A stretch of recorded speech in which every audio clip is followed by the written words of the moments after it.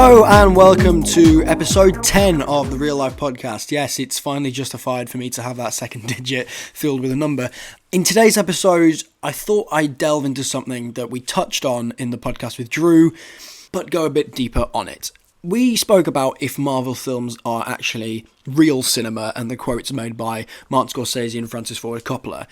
We decided that they are cinema. Obviously they're cinema, they are in the cinema, they are films. To call them not that would be a fundamental misunderstanding or misreading of them. And I think to dismiss them on the grounds that they're just sort of flashy is to ignore the emotional connection that so many people have with them. However, I've got a bit more to say about the Marvel franchise as a whole and some of the comments from Scorsese, which I didn't really get the chance to delve into because we were talking about the best films. And with the countless announcements about whatever the piss they're calling this new section of films, what is it, Phase 6, Operation Nab Your Money, whatever it's called, I thought I'd talk about why I don't love these films and have a very strong emotional resonance with them. Also, another note on that pod with Drew, I am aware that the CGI for the final battle in Black Panther is crap, but, the rest of it's pretty good. So I think it's justified being at my number 2. But I've had a couple of people come up to me like, oh, but the CGI is rubbish. So, basically, I feel a bit dirty watching the Marvel films because part of me does see where Scorsese is coming from. I think Francis Ford Coppola takes it way too far. He's the one saying that they're horrible and they're not art and they can't be considered anything, and he's very much too far on the extreme. But I think Scorsese slightly has a point. I can see where he's coming from. I think the reason Scorsese says what he does is because the framework is there from Marvel films in terms of cliched film structures and what general audiences remember, fun characters, world building, flashy scenes, big stars. But I don't think they do the right stuff for a film to be good for me. There's a formulaic nature to what goes on. They know what works, obviously. They wouldn't be successful if they didn't. But there's a reason they fall apart with critics. So many of the films are shockingly bad. Ant-Man and the Wasp, any Thor that isn't Ragnarok. These are objectively bad films. But you pay your money because you know what you're getting, and there's a big budget all-star appeal to them, which sometimes lets you forgive the misdemeanors. And so sometimes people can be blinded by sentimentality or attraction to the whole nature of it all. I think Scorsese's comments resonate with me in terms of him calling it a roller coaster, and I think he's worded it slightly wrong. I think what he means by it is that they have a theme park design. That's not his words. This is some profound bullshit that I'm coming up with, but I think of it this way. So recently, I was at a big travelling theme park, I guess you call it, and it just made me remember quite how everything feels at those kind of venues. One of my favourite places in the world is the Pleasure Beach in Blackpool because I associate so many happy memories with my grandparents there. But when you dive into it, there's a lot that can be related to the likes of a Marvel film. Namely, the elements like the flashing lights and the slogans that rides and arcades use to entice you in, they feel like a Marvel film. You normally know what you're getting in that sense. But I don't think that's all of the reasons Scorsese talks about them like that in terms of just being flashy and attention-grabbing. I think he's referring to the franchise-ness of these films. There's a side to the theme park world which is really rarely talked about because for the most part you have fun when you go and no one wants to be a fun sponge and ruin everyone's day with it. But there's an incredibly exploitative nature to them. In terms of the phrases they use, prize every time, that kind of thing. They're meant to entice you in and get you to spend your money, and all the while knowing that they're either going to rig the prizes, rig the games, or overcharge you. And these phases of Marvel release films are doing exactly that in my eyes. They know they will make money if they dangle the right things in front of your face. That's what Phase 5 and 6 are. The universe idea was clever and new and exciting and thrilling up to the point of Endgame, where one might have thought that the game might pissing end, but it hasn't ended. And I genuinely found myself not giving any time to or caring about the fourth phase stuff.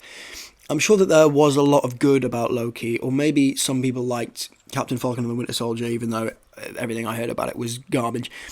But I don't care anymore. You so should have wrapped everything up at Endgame, because it now feels like they really wish they didn't, and they saw their money pot slipping away. I think that is where Scorsese is coming from. Like, as me and Drew said, he is wrong, because they are by every definition cinema, and they have emotional resonance that people link to their childhood or fun experiences at the cinema, and that's important.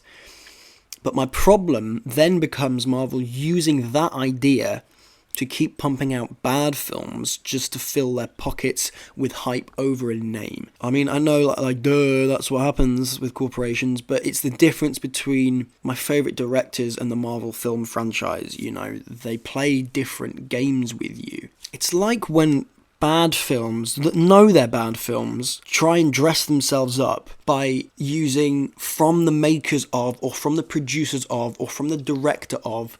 And it really bugs me sometimes, because on the one hand, yes, it's a good way of telling people what kind of film you can expect, or if there might be a quality banner to it based on what's come before. But what it isn't is a guarantee of a good film, and what it shouldn't be is something that automatically makes you go to the cinema for it. Just because something is said to be told by a certain storyteller, it doesn't automatically make it worth your time. And actually, I think Scorsese recognises what the films do to directors that Marvel produce.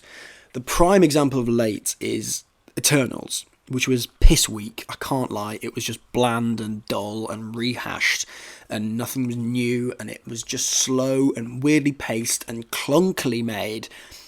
But it was Chloe Zhao who directed it, who'd just come fresh off winning the Oscar for Nomadland. I didn't love Nomadland. I adore Frances McDormand. She's incredible. I think there's a lot of merit to it. It wasn't my favourite film, but the point being, the film couldn't have been the success it was without Zhao's direction, because she kept it free. She used large landscapes and mixed it with incredibly intimate shots, which was genius in capturing the idea of those nomadic people and the idea of any surroundings being their home. So even though the film wasn't my favourite, you could not ignore the genius directing that was going on. And then she did Eternals, and this is where the from the makers of falls apart, because it was branded as from Chloe Zhao, and it was rubbish. But everyone was thinking, how could it be rubbish? She's just proved how clever and intricate she is as a director. And the answer is, it's Marvel's fault. The banner of Marvel has completely restricted her from doing what she wanted. I think you could argue a company like Sony has a far greater grip on its filmmakers. But anyway, banner of Marvel stopped her from doing her own thing, and I think that is where some of these films fall apart. So I'm very glad that Edgar Wright's name was never under director on Ant-Man or Ant-Man and the Wasp, because originally they were going to be his projects. But it terrified me that it would have ruined his style or his catalogue or what was very evidently his work. I wanted it to be a work of his which was proud and which was overtly his. And so that then begs the question, why even incorporate new directors at all? Why not have the Russo brothers or the same 6 delegates direct every film? Because it's going to be the same result, surely, if you're going to pull back a director in their style. We saw it again with Sam Raimi in Doctor Strange in the Multiverse of Madness, or Doctor Strange's mum, as I've been calling it. There was brief moments of him, there was little elements of the Raimi style, but far too much of it was Marvel. I understand the pull that a director's name can have on a film. Far less people would have went to see Eternals if it was directed by whichever numbskull directed Morbius, I can't remember his name.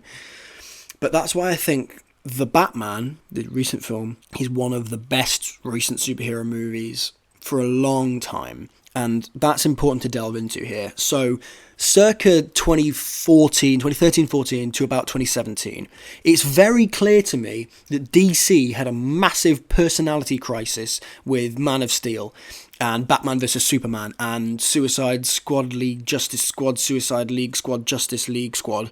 And that's when Marvel took hold. That's when they were really propelling themselves forward and becoming the great superhero makers, because their competition was having a complete mental breakdown. However, since then, since DC realised that its head was in the bin, the Suicide Squad, and now the Batman, Interestingly, they've just chucked the onto some films and made them better. They've absolutely nailed it. I think one of the main reasons is because they've loosened the reins. Matt Reeves has absolute control over the project of the Batman, and look at the result. A Batman movie that is billed rivaling The Dark Knight, which no one thought possible. I don't think it's quite on the same level for me, but it's bloody close. I think that's just brilliant. I only had two problems with the Batman. One was that it ended about 47 times, and the other was the cutting of the Joker scene to put in a far shitter one. The last one, you may argue, was a studio issue, but for a 3-hour film, I'll absolutely take that.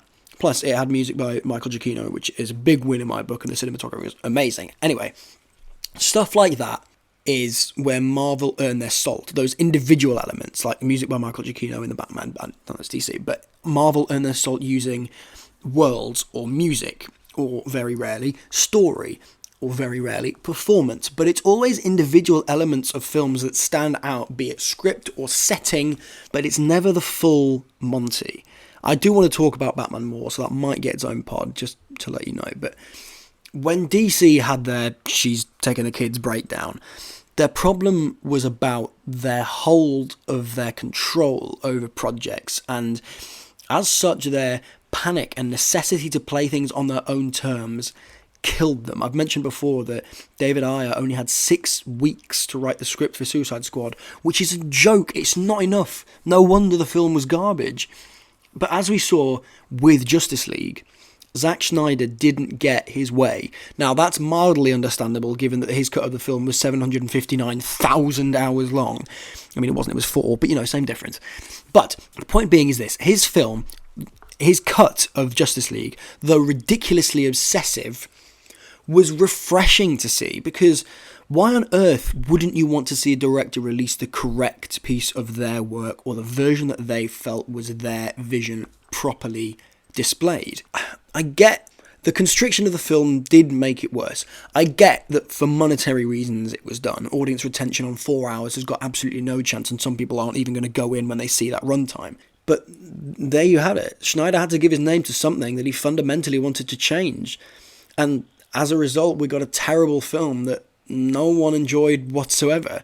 His cut is a madly obsessive victory, but it's a victory nonetheless, because it's his project and it's him truly being the director he wanted to be and producing the piece that he wanted to.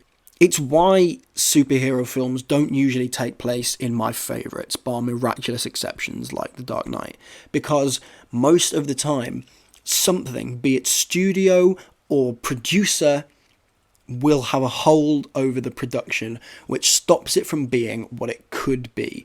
Christopher Nolan manages to get everything he wanted to into his Batman films, and hence they are known as the Batman trilogy, and they are the first Batman films that people think of in the modern age, without a doubt, because they were his work. And actually, not only were they his work, but loads of people put The Dark Knight at the top of the Nolan list. That says everything you need to.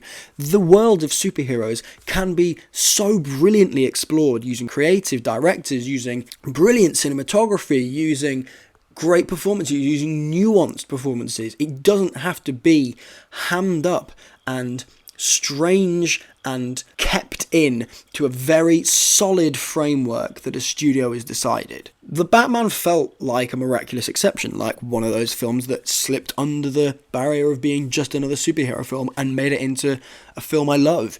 But it felt like Batman meets Seven. It was a merge of styles. It was something a studio wouldn't normally do in terms of the big superhero franchises. And it was brilliant for it. Also, Pattinson was actually quality, but DC let go. That was their victory. They didn't do what they did before and slam 12 unrelated characters out of a hat and say they have to be in the film, David. I know the Joker doesn't matter, but put Jared in the film, David, please. We just paid him $7 million. And then it was rubbish. And it showed Leto sort of for the first time where everyone went, dear, he's a bit of a plunker. And then it was rubbish. So everyone said it was. And I don't want to make it sound like I'm disrespecting Marvel or DC. I did a whole pod on their films with Drew, so I clearly don't detest them. I can totally see the appeal. but I think this is a side of Marvel that needs to be explored. But also, one of the reasons why I was prompted to sort of go deeper on this project is because I'm getting very, very tired of everything being forced into a wider universe. All of Phase 5 and 6, bar the clear and obvious sequels, could have been standalone. Why does everything have to be a franchise? Why does everything have to be linked together so that you can't miss a single one without completely losing yourself in the rest of them? I'll tell you exactly why. Money. It's just money. In order for everything to make sense, you have to consume far, far too much of rubbish Marvel work in order to put yourself in an understanding with the whole timeline. That's not fair. But it's just a way of getting people to sit down and watch your films and pay for them. I think their motivations are coming from the wrong place, but as I've said, their influence is important. It's one of the reasons why this irks me so much. These films mean things to people, and people will listen to them and watch them. And so, when you have representation in these films, that's a good thing, because people will watch that and go, yes, I can be in a superhero movie. But the problem is, when it's bad, you can't do anything about that. That no longer matters, because what you've done is introduce great representation into a film that is terrible and won't be remembered. And so you're just devaluing it at that point. This is why I get annoyed about Marvel releasing bad films, because I want their films to be great and symbols that young children from backgrounds who don't normally see themselves in films played up onto the big screen and think, what a great film, I can hold that one to my heart and remember that whenever I'm doing anything, and you know, it means I can get anywhere.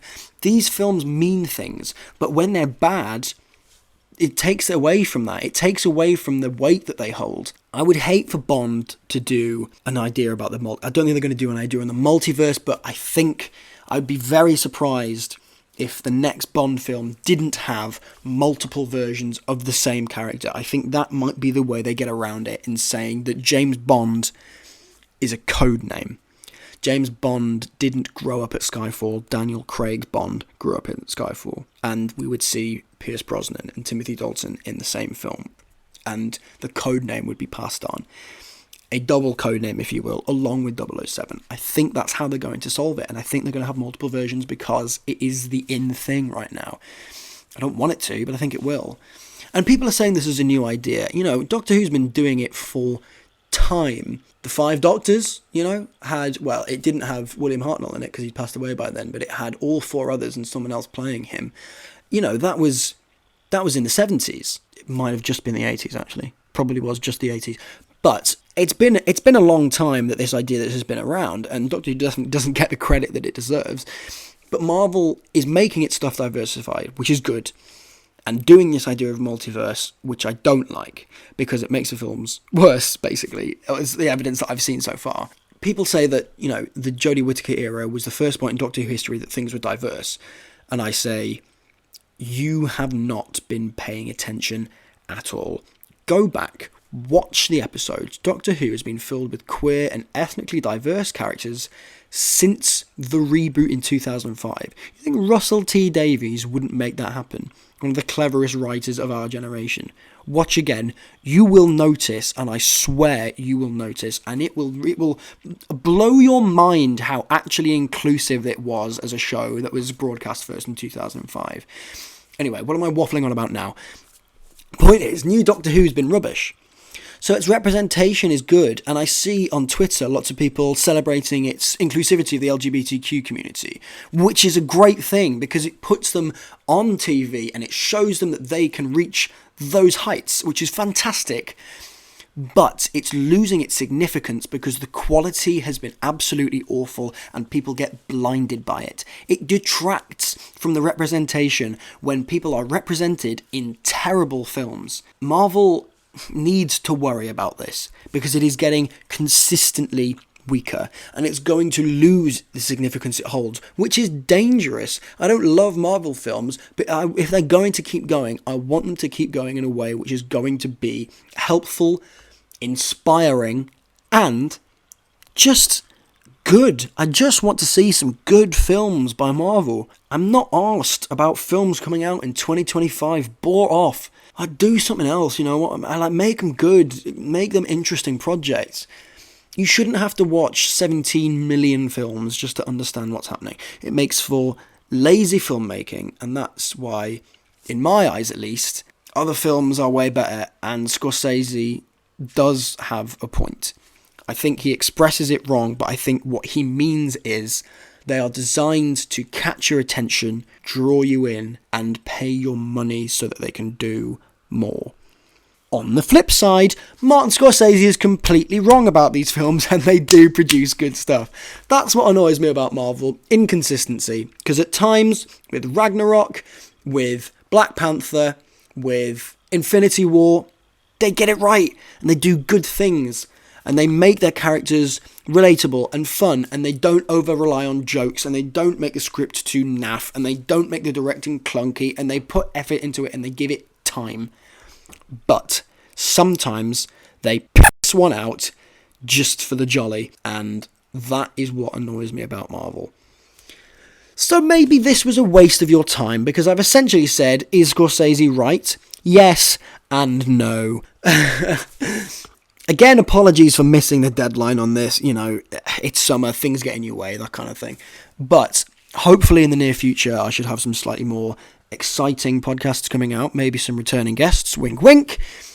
And I've still got loads of ideas I want to put onto this, and loads of different discussions about different directors, different film types, discussions, whatever it is. I'm looking forward to doing a lot of these.